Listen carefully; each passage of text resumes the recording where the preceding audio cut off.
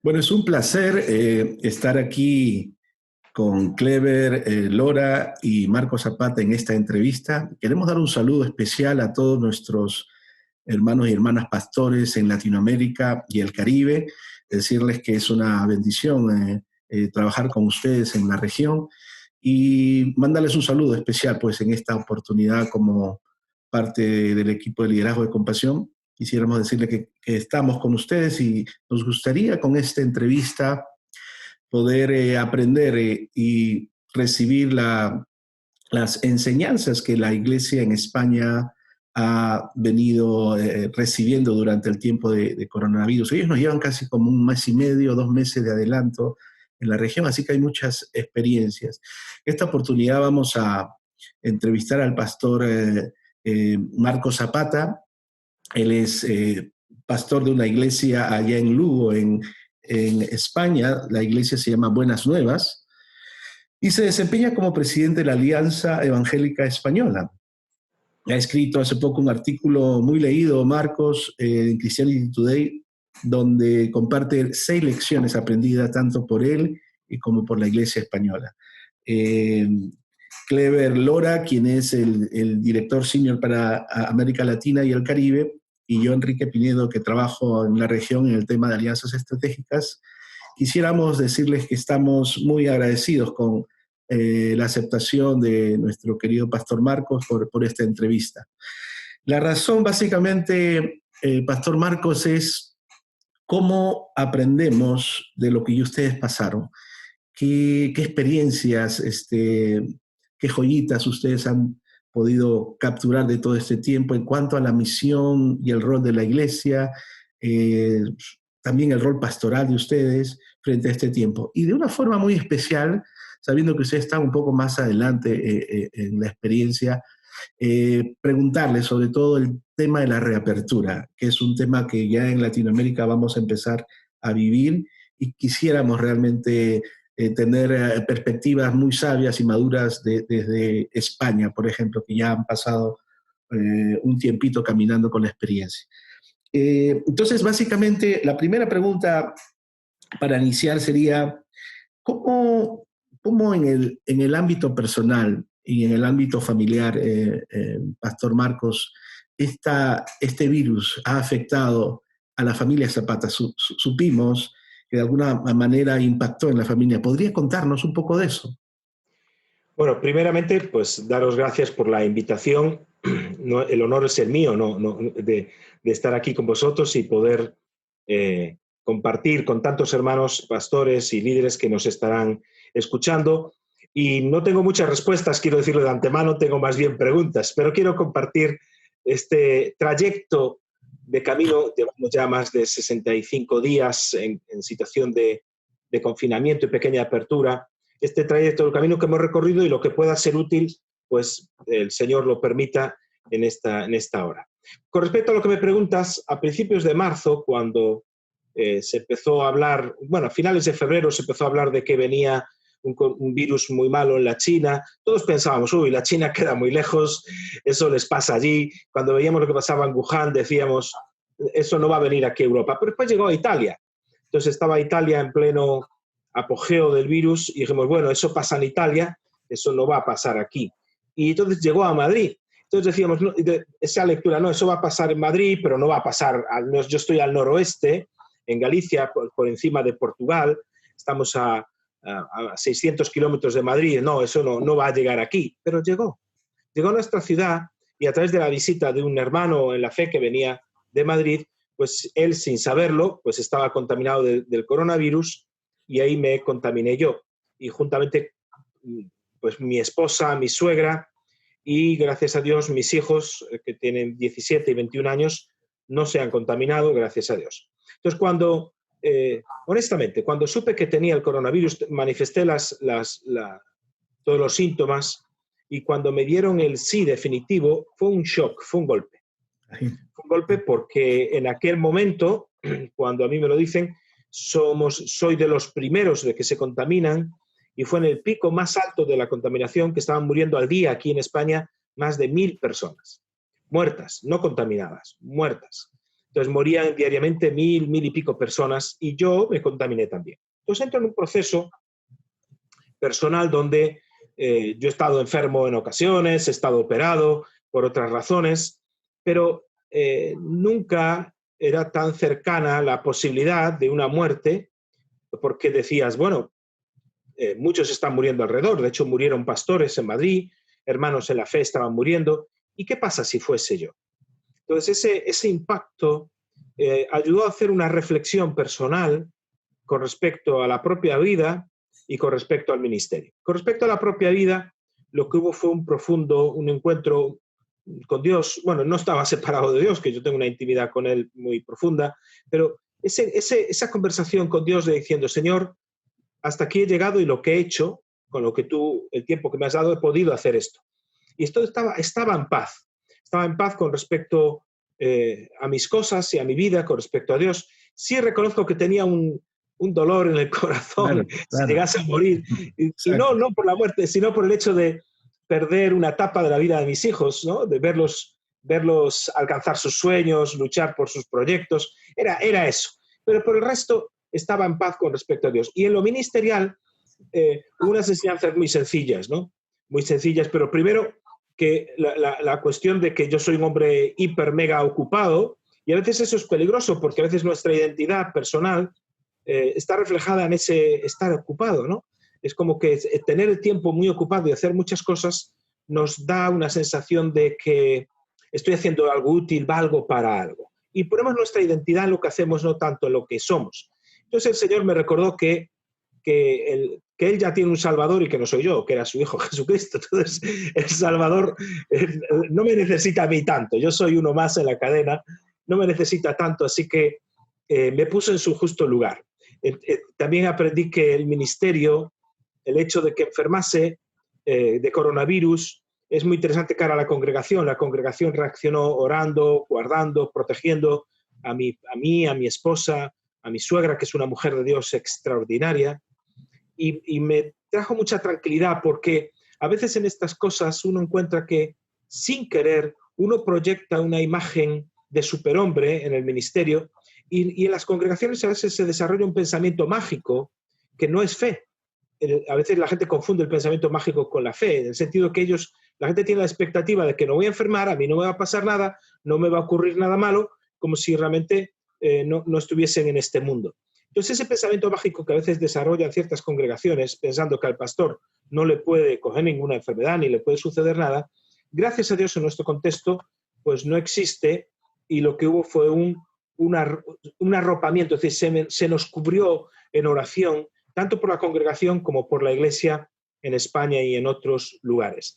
La familia al principio, todos con máscaras, todos con guantes, al principio era muy intensivo todas las medidas de seguridad, pero fuimos sobrellevándolo bien. No hubo, fíjate que no hubo elementos de estrés ni elementos de tensión.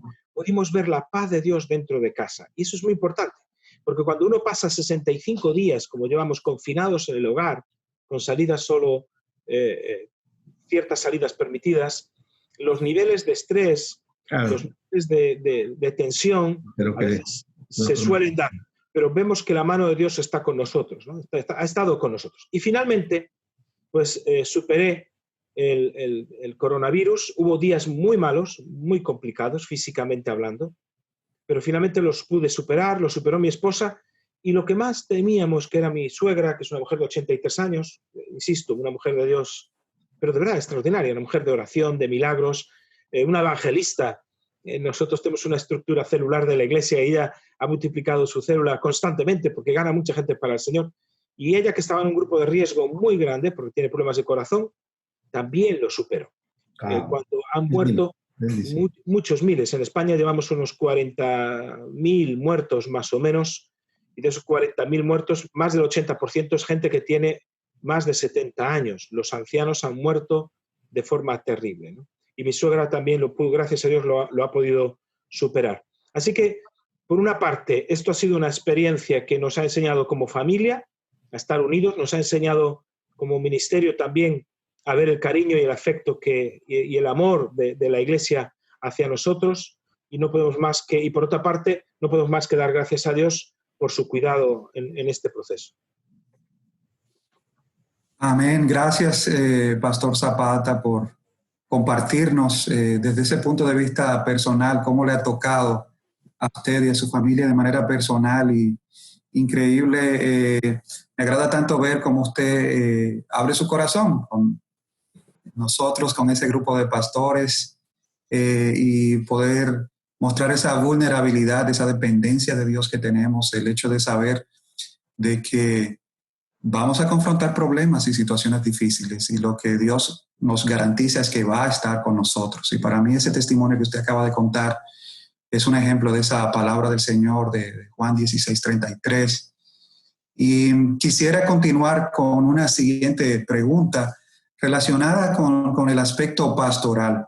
Ya viendo a Marcos Zapata desde el punto de vista de su rol como pastor, ¿cuáles cosas cambiaron al tener que experimentar el país esa gran avanzada del COVID-19, tanto en la actividad en el ministerio pastoral como un todo, pero también es la relación con los miembros de su iglesia? Bueno, una de las cosas que primero hicimos, como se suspendieron todas las reuniones y todas las actividades de la iglesia durante este mes de marzo, de abril, de mayo, es decir, 3 meses de suspensión, estamos terminando mayo, pero como se suspendieron todas las actividades en este periodo, bueno, fueron desde mediados de marzo hasta mediados de mayo, una cosa, lo primero que hicimos fue el equipo pastoral desarrollar un plan de cuidado pastoral. Esto fue importante. El plan de cuidado pastoral incluía básicamente unos puntos. Uno, había que mantener la oración. Entonces, enviábamos guías de oración, se colgaban en el calendario de iglesia, introdujimos un día de 24 horas de ayuno y oración que teníamos mensualmente, pues semanalmente, de oración continua.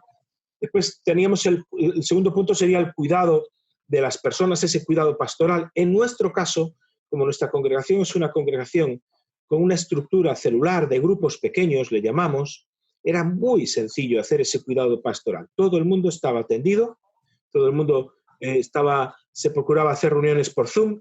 Ahora se llama aquí la Congregazum, entonces ya se llama la congregación, no, la Congregazum. Entonces, con la Congregazum, los grupos pequeños de 8, 10, 16 personas, pues estaban cuidados en sus intereses. Seguimos haciendo a través del Zoom también la formación, tanto reflexión bíblica como un seminario bíblico que tenemos. La predicación también se grababa y se enviaba cada domingo a todos los hermanos por WhatsApp. Los jóvenes también tenían un plan de cuidado integral muy interesante. Incluso la gente que no asista a los grupos pequeños, y tuvimos que organizar todo un sistema de cuidado para que en este tiempo no quedasen descolgados, ¿no? Igual con la alabanza, y procuramos mucho mejorar los sistemas de comunicación, ¿no? Los sistemas de comunicación se mejoraron para que todo el mundo, cuando hubiese un cambio, hubiese una notificación de cualquier tipo, estuviese enterado. Pero lo más importante, eso por una parte está el cuidado de la congregación.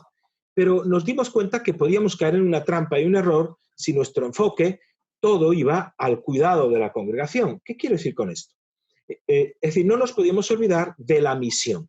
Es decir, en este tiempo de confinamiento, la misión no está confinada. Dios no está confinado y el Espíritu Santo no está confinado. Entonces, si el enfoque pastoral es exclusivamente de cuidado, podemos caer en un error de generar digamos, que las personas se conviertan en el centro del objeto de la misión, y no puede ser. Demasiada gente he visto en este tiempo, queridos Clever y Enrique, o demasiadas iglesias donde su enfoque en este momento y su esfuerzo es salvar la propia iglesia, algo que anunciar al mundo en este momento. Entonces sí desarrollamos protocolos de evangelización en Internet también para que la misión se lleve a cabo a pesar del confinamiento.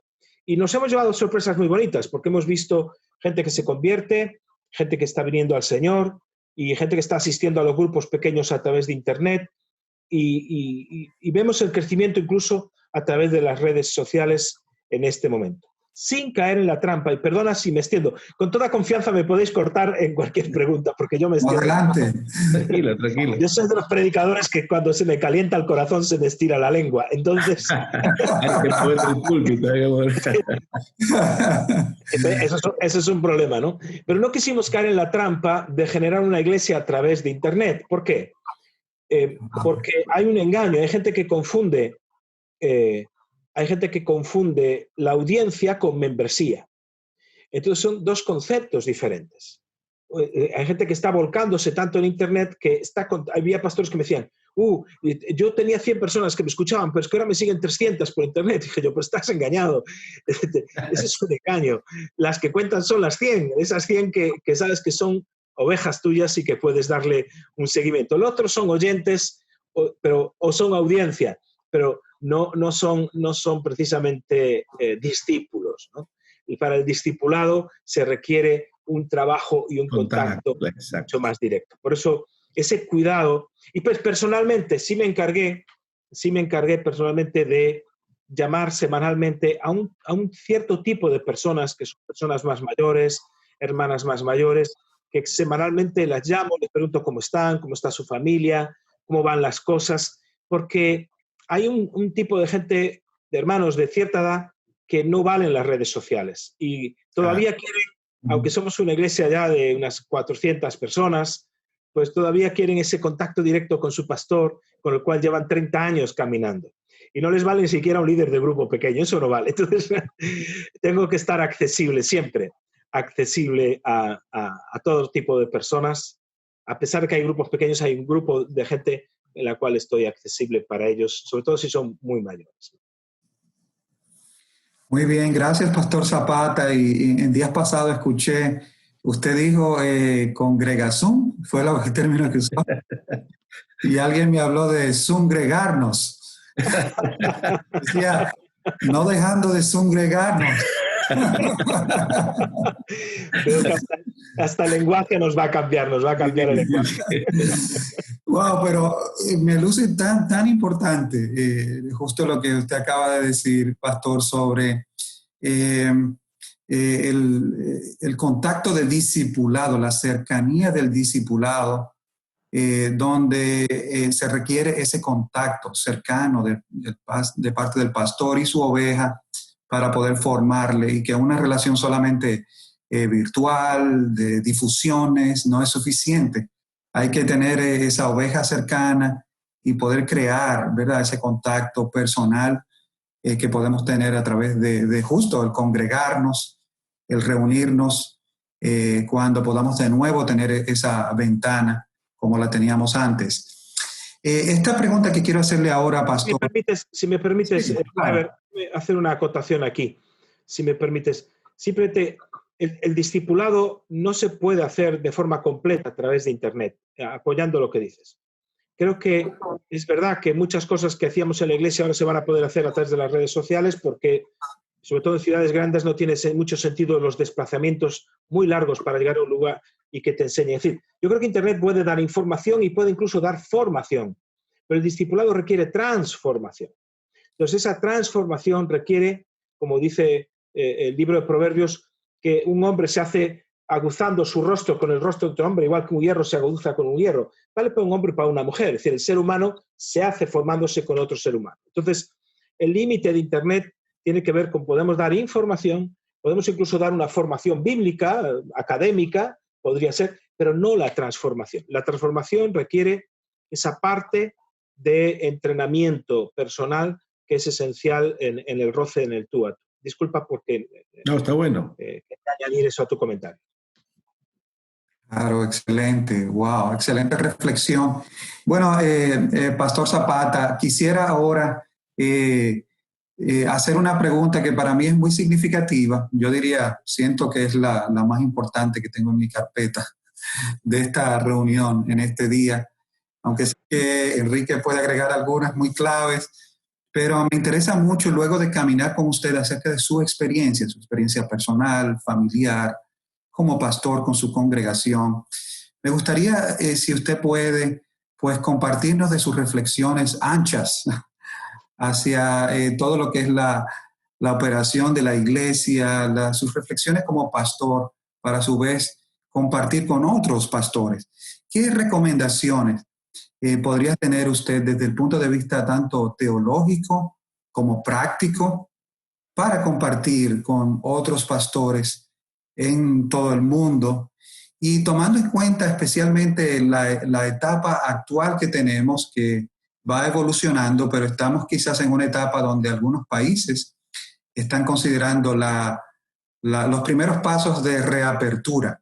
Y puede ser que algunos pastores piensen ahora, ¿cómo reinicio el culto? Luego de quizás solo hacerlo de manera virtual, ahora voy a comenzar a reiniciar actividades. ¿Qué aspectos prácticos podemos ver en cuanto a cuidar de la congregación, implementar el culto en una forma que no les afecte? Sí. El ámbito teológico lo podemos tocar un poquito después. En cuanto a lo práctico, nosotros hicimos un par de documentos, pero uno tiene que ver con unas recomendaciones para la apertura de la iglesia. Entonces, yo creo que una de las cosas esenciales es que cada pastor o cada iglesia local tiene que hacer un protocolo de reapertura en ese sentido. Nosotros hicimos un protocolo muy sencillo, donde la primera parte implicaba definir las fases de apertura. Es decir, no podemos abrir sin un plan. Es decir, nosotros dividimos la llegada a la iglesia, digamos, la reapertura en tres fases o en tres etapas distintas. Una etapa sería la etapa preparatoria. En esa etapa preparatoria, donde todavía no nos congregamos físicamente, lo que hicimos fue enseñar a la congregación acerca de las nuevas formas de seguridad, a las nuevas normas de higiene que se establecen. No se deben enterar de la nueva realidad el día que llegan a la iglesia. Entonces usamos todas las redes sociales que tenemos, vídeos, hicimos un pequeño vídeo hasta de dibujos animados para que la gente lo entendiese, lo viese, las comunicaciones, los grupos pequeños, todo lo que pueda ser útil. Vamos formando y preparando a la iglesia acerca de la importancia de la asunción de las medidas de seguridad. Entonces también en esa etapa preparatoria elaboramos una guía de recomendaciones de seguridad que está escrita y está diseñada, un diseño muy bonito, agradable. Se forma en esa etapa preparatoria a los líderes de Ujieres, a todos los líderes de bienvenida, cómo tienen que ser personas que reciban bien a todo el mundo, pero al mismo tiempo que sean firmes en sus decisiones, porque si una persona entra tosiendo o entra con fiebre, no va a entrar en el local, vamos a evitar eso, ¿no? Y también en esa etapa pues preparamos las instalaciones, el lugar de recepción, los lugares de desinfección, donde van a estar los geles, el jabón, etcétera, etcétera. Después yo recomiendo entrar, después de esa etapa preparatoria, que ya todas las iglesias entiendo que ya están en ellas, entrar en otra etapa que sería la etapa de prueba. Entonces, en esa, nosotros hicimos un culto de prueba, un culto donde asistió lo que está permitido en ese momento, que era un 30% de la congregación, de forma que pusimos a prueba todos los sistemas que habíamos implementado, todos los sistemas de seguridad y todos los sistemas de higiene. Y después pasamos a otra etapa, en esa etapa de prueba dura un mes más, donde hay 3 o 4 cultos más, donde todo se ajusta de forma perfecta. Bueno, perfecta no, pero me entendéis lo que quiero decir. Se ajustan todos los detalles de seguridad, hasta que lleguemos a una tercera etapa de normalización, donde se dan por integradas todas las medidas nuevas adoptadas. Entonces, es absolutamente necesario definir esas fases de apertura, esas etapas de apertura, y que cada iglesia las establezca en función de la realidad local o nacional que tiene que vivir. Porque incluso en España no tenemos la misma realidad en el centro de España, como Madrid y Barcelona, como en el norte, como estamos nosotros, noroeste, donde, gracias a Dios, las medidas son más ligeras, más flexibles y tenemos otras, porque no ha habido tanta contaminación en nuestros lugares. Hay que definir claramente, un segundo punto, la higiene y la protección, todo lo que es elementos de higiene y protección. Hay que definir un tercer aspecto, el protocolo de contacto. Es decir, el protocolo de contacto es importante, no se pueden dar abrazos, no se pueden dar besos, no se pueden dar la mano en estas primeras etapas, hasta que haya una vacuna va a tener que ser así. Incluso, ¿qué va a pasar cuando los que somos de un corte carismático y tenemos la costumbre de orar por las personas imponiendo manos. Ese tipo de costumbres o ese tipo de liturgia tiene que ser modificada mientras no exista la vacuna. Y hay un cuarto aspecto que tenemos que tener en cuenta también, que son los aspectos de comunicación. Hay que sentarse, hay que dar a reconocer muy bien todas las recomendaciones a toda la congregación. La comunicación tiene que estar que todo el mundo, que tengamos constancia de que hasta la última oveja pues está recibiendo la información. Un aspecto que muchas iglesias olvidan tiene que ver con las relaciones públicas, que es un quinto aspecto que yo creo que hay que trabajar en la vuelta a la iglesia. El testimonio y las relaciones públicas. Nosotros hemos decidido, y en España en general, se decidió que la iglesia no va a ser la abanderada de la normalización social. ¿Qué quiere decir? Que mientras haya ciertos temores sociales para la agrupación de gente, donde hay gente agrupada, la gente tiene miedo, la iglesia debe ser prudente y no debe ser la primera a dar ese paso, sino que esperar que restaurantes, eventos deportivos, otros eventos donde se junta mucha gente, se normalicen y nosotros, a un paso por detrás, ir con ellos. De forma que en lugar de generar incertidumbres con nuestras contemplar en la vuelta a la iglesia, que es establecer un plan para servir a los que son parte del grupo de riesgo, es decir, a los enfermos, con recomendaciones claras sobre su participación, a los niños, a las personas mayores, qué se va a hacer, se les va a recomendar que vengan, que no vengan, cómo se va a hacer eso, ¿no? Elaborar un plan, una guía para padres, para que tengan claro cómo la iglesia va a poner en marcha o no el cuidado de los niños y la escuela infantil. Todo eso tiene que estar elaborado en ese plan. Los servicios de adoración, ¿cómo vamos a hacerlos? Entonces nosotros empezamos a trabajar también en el protocolo, todos los servicios de adoración, los horarios. Si hay 2 cultos, tiene que quedar tiempo libre entre culto y culto para poder limpiar, higienizar y desinfectar todo el local.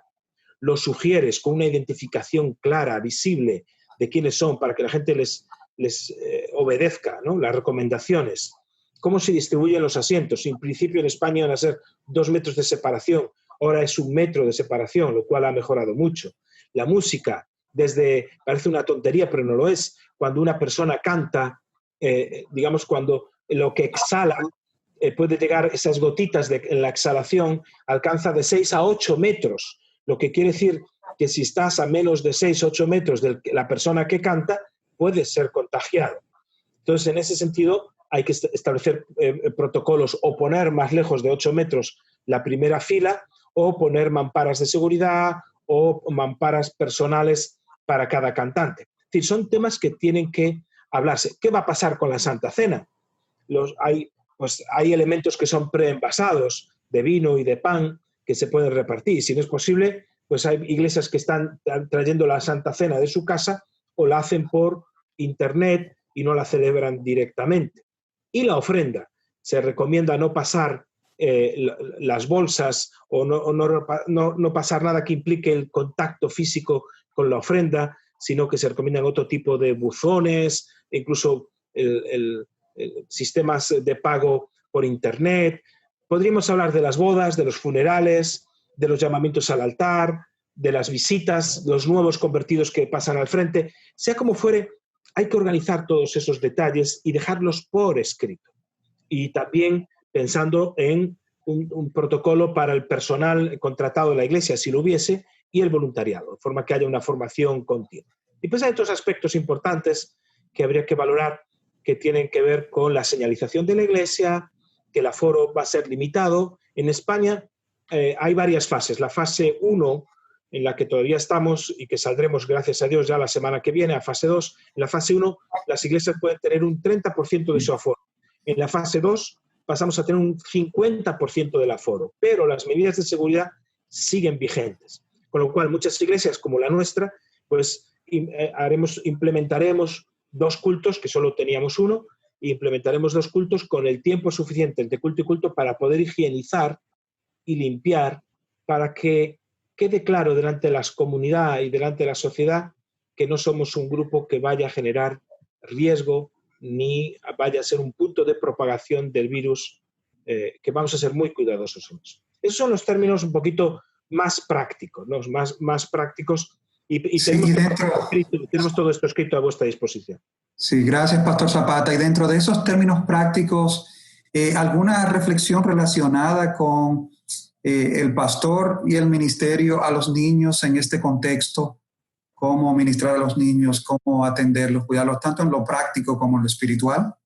Mira, en nuestro caso, no podemos garantizar, y lo hemos hablado con los padres todos y el grupo de liderazgo de infancia, no podemos garantizar lo que es la distancia social, lo que se llama distancia social, que es la distancia física de los niños. Los colegios en toda España se han suspendido, todo. Colegios hasta high school, hasta, digamos, 17 años, todo ha quedado suspendido, incluida también la universidad.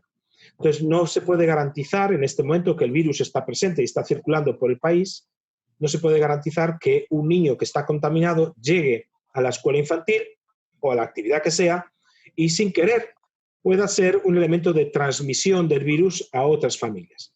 Los niños aquí en España han padecido, se han contaminado, pero ha habido muy poquitos enfermos. Creo que solo hubo un caso de muerte en todo este tiempo, pero son transmisores muy potentes, Entonces la Iglesia, bueno, la nuestra y que yo sepa, todas las que nosotros conocemos, han decidido suspender los cultos, reuniones que impliquen el trabajar con niños.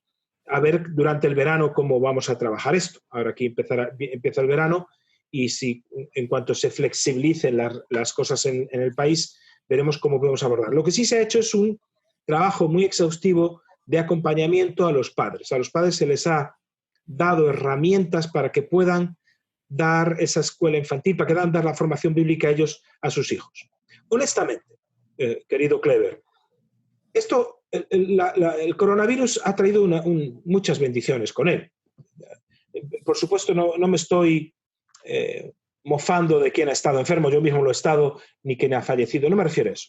Me refiero a que a la Iglesia le ha venido muy bien el coronavirus. ¿Por qué? Porque muchas cosas se han redescubierto. Por ejemplo, las iglesias que eran cultocéntricas se han dado cuenta de su error, no pueden generar en torno a un culto. Es decir, la Iglesia, eso que siempre hemos dicho, que la Iglesia no es el edificio, siempre hemos predicado eso, pero ahora es real. Entonces, digamos que el coronavirus ha sido un crisol de prueba para ver en qué estábamos invirtiendo nuestro dinero, en qué estábamos el discipulado que habíamos hecho, porque ahora no podemos hacer un discipulado express rápido ni a los niños ni a los papás. Es decir, no se puede hacer eso, sino que lo que hemos hecho anteriormente es de lo que la gente está viviendo espiritualmente en este momento.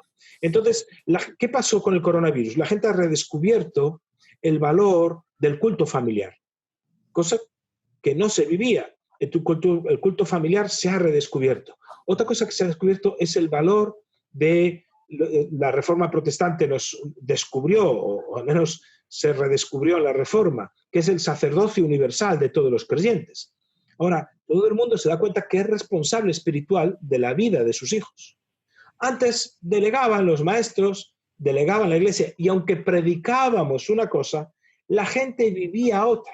Es decir, el confinamiento ha venido muy bien porque ha menguado la líder dependencia.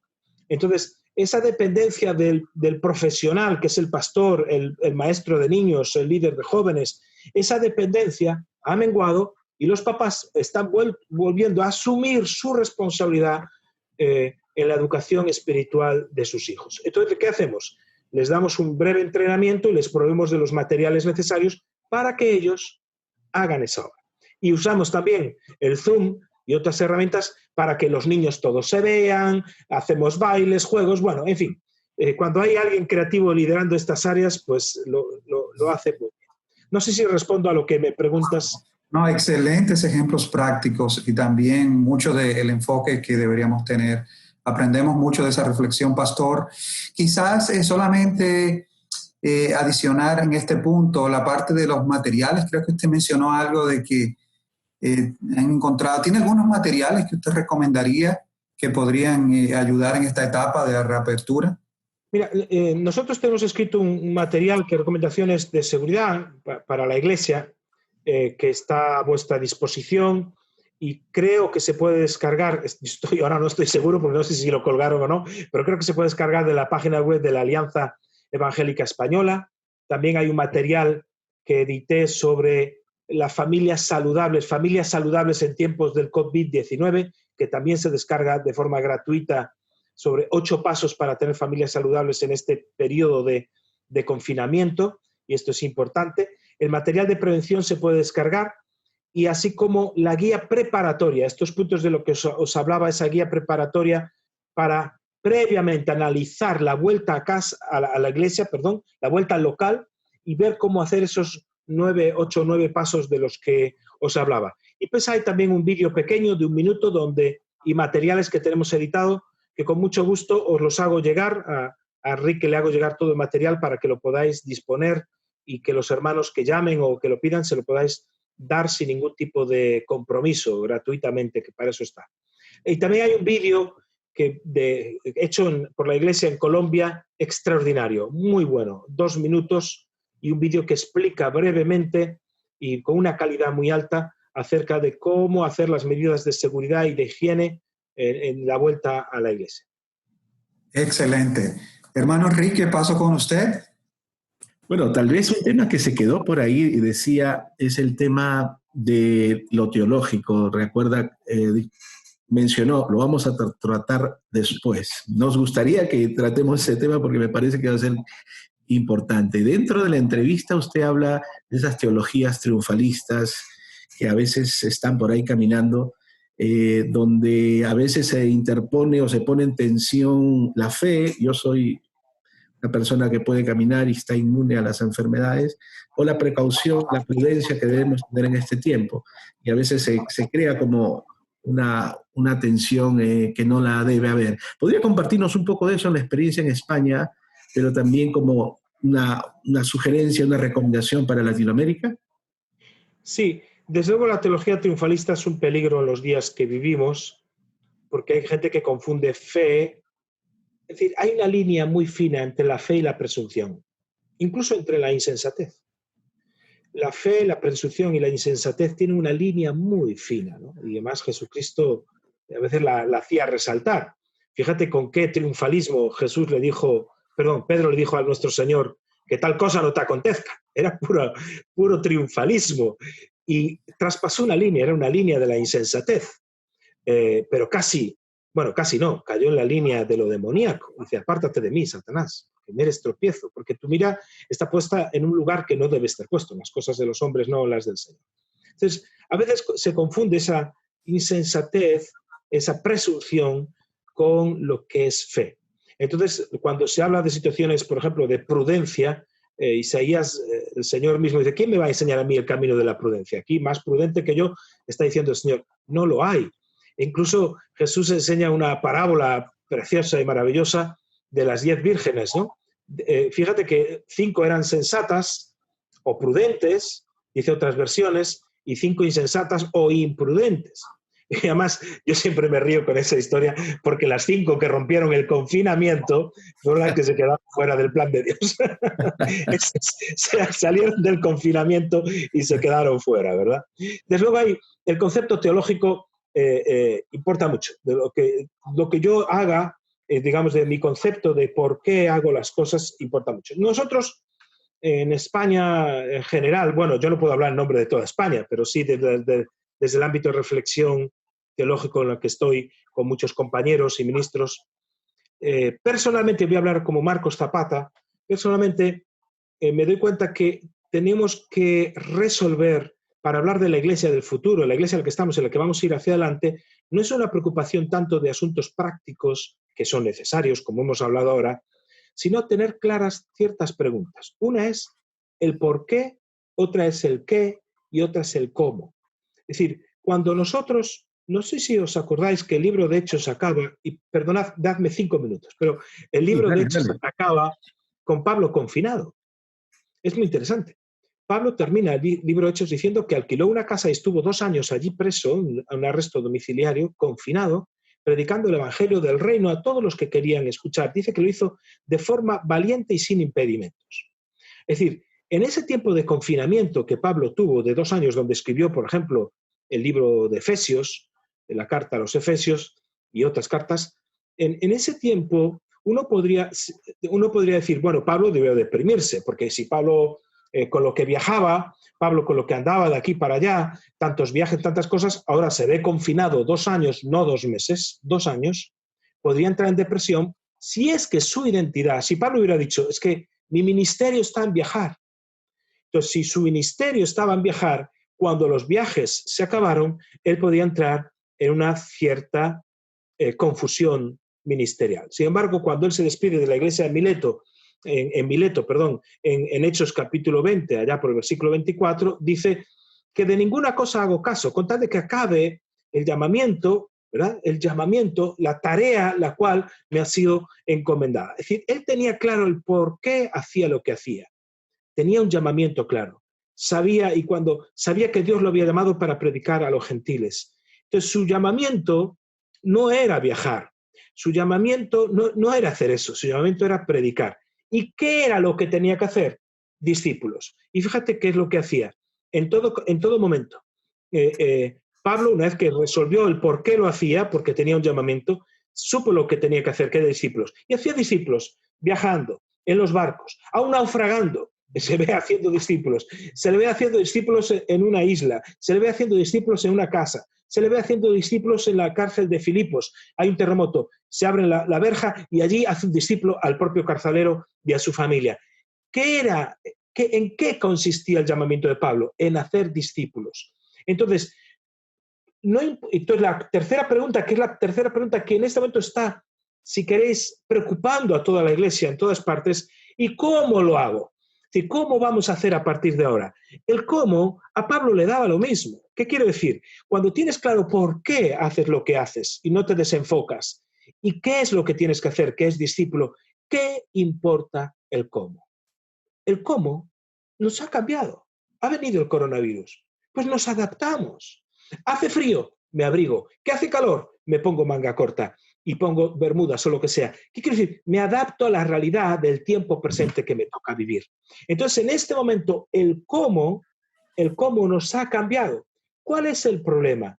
Que en lugar de enfocarme en el qué, que es hacer discípulos, sean niños, que los niños también son discípulos, me ha cambiado el cómo, pero sigo haciendo discípulos de los niños.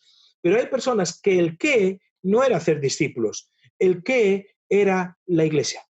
Entonces, en lugar de alcanzar el mundo y hacer discípulos de los que no creen, el objetivo de su ministerio es la propia iglesia y salvar la propia iglesia. Entonces, cuando de repente se cierran las puertas de los locales y cuando de repente ya no podemos hacer cultos, hay personas que entran en estrés y su identidad se desmorona y toda su preocupación ministerial, económica, que es en volver a hacer cultos. Por favor. Es decir, tenemos que ser muchísimo más adaptativos. Tenemos que tener la capacidad de encajar los cambios que puedan venir a la vida, a la sociedad y seguir haciendo discípulos, porque nosotros tenemos claro el por qué y tenemos claro el qué. El cómo no es tan importante, simplemente nos adaptamos. Entonces, el qué no es la iglesia. La iglesia es el instrumento que Dios usa para alcanzar su misión. La iglesia no tiene una misión, la misión la tiene Dios. Y entonces el Dios de la misión tiene una iglesia. Eso es el concepto de iglesia misional que en este momento en España estamos llevando a cabo. El Dios de la misión tiene una iglesia. No es que la iglesia de Dios tiene una misión, sino que, insisto, el Dios de la misión tiene una iglesia. Y entonces la iglesia tiene la capacidad de adaptarse a cualquier circunstancia, porque el que edifica la iglesia es Jesucristo, no somos nosotros. Nosotros somos instrumentos. Entonces, ¿qué quiero decir con esto a la pastoral que nos pueda estar escuchando? No os preocupéis. No os preocupéis. Ha cambiado el cómo. Y es posible que este cómo dure unos meses, un año o 2, hasta que la vacuna surja y se vacune toda la sociedad. Pero después van a quedar ciertos parámetros, igual que cuando fue las Torres Gemelas, las medidas de seguridad en los aviones cambió para siempre y siguen vigentes. Esto va a cambiar también algunas cosas, pero no importa. Dios nos va a dar luz y sabiduría.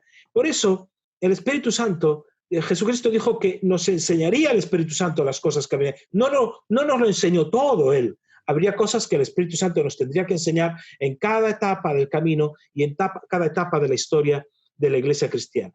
Como nunca antes nos hemos visto y nos estamos viendo en esta circunstancia, y yo creo que el Espíritu Santo nos está dando luz y nos va a dar el cómo alcanzar a esta generación, sin olvidar nunca que el qué es hacer discípulos. ¿Y el por qué? En nuestro caso, está en Apocalipsis 7:9, que dice que vio una gran multitud de todo pueblo, de toda nación, de toda lengua, de toda tribu, que adoraban al Señor y daban gloria a Dios. Nuestro porqué está ahí. Esa gran multitud dice que era incontable, incontable. Queridos amigos, esa gran multitud todavía no está completa, hay que completarla. Por eso el Apocalipsis no es el final de la misión, es la causa de la misión. Hay esa fotografía final donde veo gente de todo pueblo, de toda nación. Por eso hay que ir a todo pueblo y toda nación a predicar. Mi porqué está en esa multitud, va a ser llenada de gente de todo pueblo y toda nación. ¿Y qué tengo que hacer? Discípulos que amen a Dios y amen al prójimo por encima de cualquier otra consideración. ¿Cómo? Ahora nos toca enfrentar Sabiduría y creatividad de Dios. Apreciado Pastor Zapata, muchas gracias por este tiempo. Realmente apreciamos la sabiduría que la Iglesia española, usted y todo el liderazgo en España han podido adquirir y que puede ser ahora de bendición a muchas más personas e iglesias.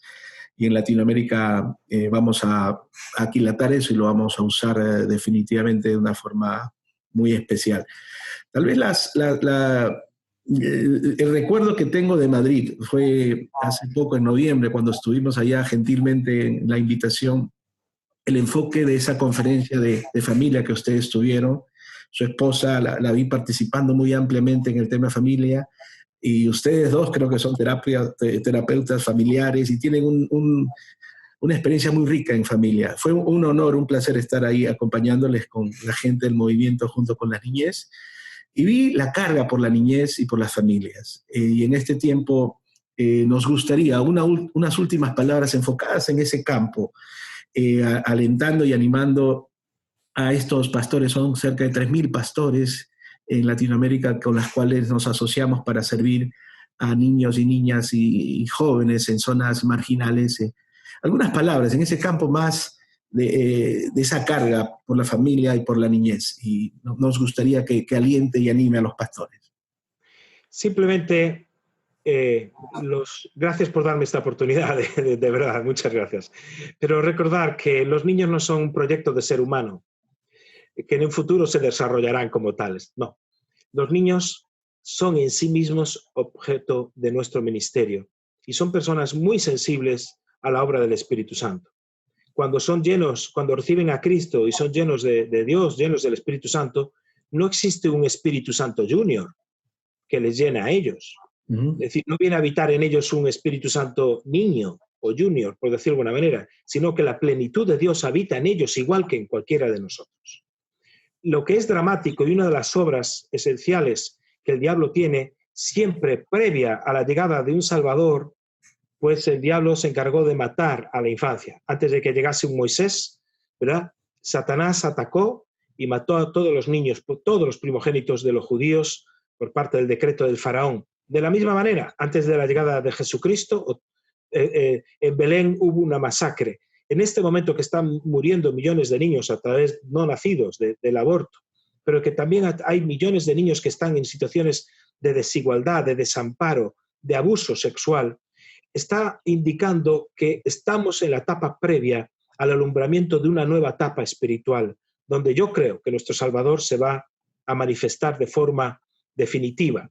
Entonces, la infancia es uno de los termómetros más serios de la obra de Satanás y de la preocupación de Satanás, y que discierne que los tiempos están aviniendo.